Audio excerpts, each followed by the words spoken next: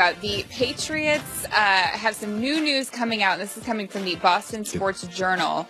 Reportedly, Alex Guerrero, who's Tom Brady's trainer, guru, works with about 20 different players, and he was saying that if his instructions conflicted with the Patriots staff instructions for workouts, that they should listen to him, Guerrero, rather than the team.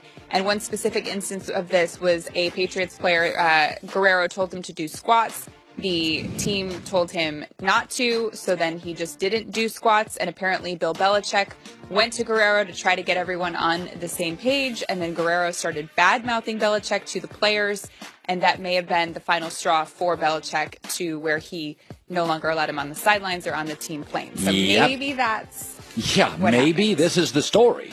This is the story that Tommy's guru was telling players, don't listen to the staff.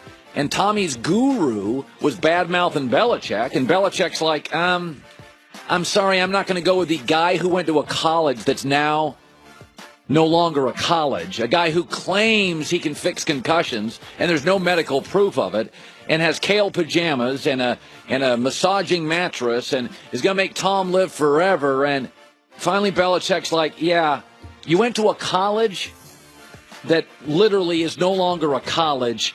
I'm going to go with Belichick Team Hoodie. This show is Team Hoodie over Team Tommy.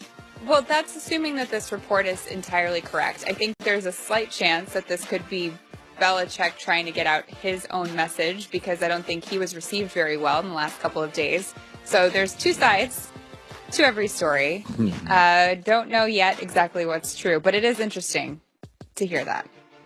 You know what? If you're giving me the option of supporting Belichick or psychics, gurus, mentors, and people that make up homemade brews that solve concussions, I'm going with Belichick. Whatever he's doing with Brady is working. He's 40 years old, and he's amazing. Right? You can't knock him on that.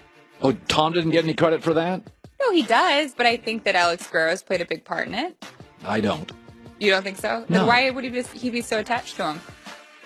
Well, I mean, Los Angeles, actors have these life coaches and mentors and psychics. Why were people so connected to Deepak Chopra and all his rambling? You've really been on Deepak Chopra. Yeah, this is a good point. You know why Tommy's healthier than most people at 40? Because he never gets hit. That's why Gronk's falling apart. He's 6'7", 270, because he gets hit all the time. Some of it's just Tom has a great coach, great offensive lines, and gets rid of the ball quickly. Okay. Well, you were spending a lot of time, was it yesterday, talking about all the Boston media and how they were too afraid to... Cream puff. Yes, too afraid to ask any real questions or any direct questions to Bill Belichick about the story. Christine, it was the biggest story in the country. It's in your backyard, and they kept asking about, is Matt Damon awesome or wicked awesome? Bill, I'll wait for your answer. Okay. Ask a question about the story. Someone finally did. Who? Someone, I don't know who it was, but there was a reporter in the press conference who asked him directly about this Alex Guerrero story, and Belichick kind of answered. Some of Alex Guerrero's access to the team had been restricted. Has that in any way impacted how you and Tom have worked together? Yeah, this is another with no sources, right? Yep. But I'm not going to get into that. Yeah, because there are none. At least he asked it. Yeah, well, he also went on to say, too, that there's so many team personnel, and he can't get into why each one can have certain access and why they can't, that it would take forever to explain that. So it was a non-answer, and he took a very specific answer and made it into a broad one, which answers the question.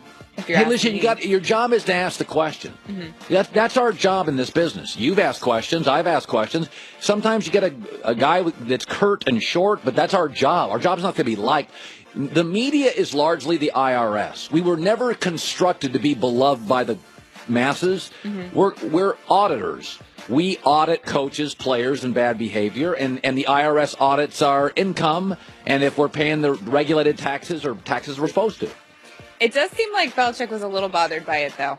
It seemed a little angrier. A little chippier. Than usual that he's having to answer questions about this. Yeah.